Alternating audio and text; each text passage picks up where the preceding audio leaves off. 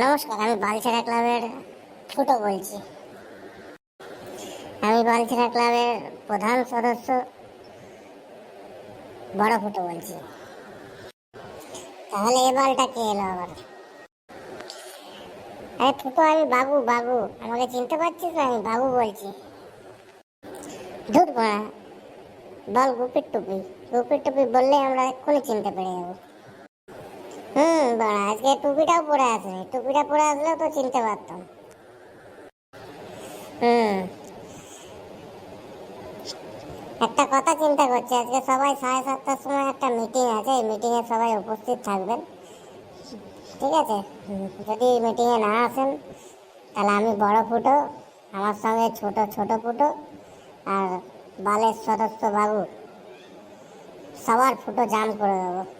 মনে রাখবেন কথাটা কিন্তু।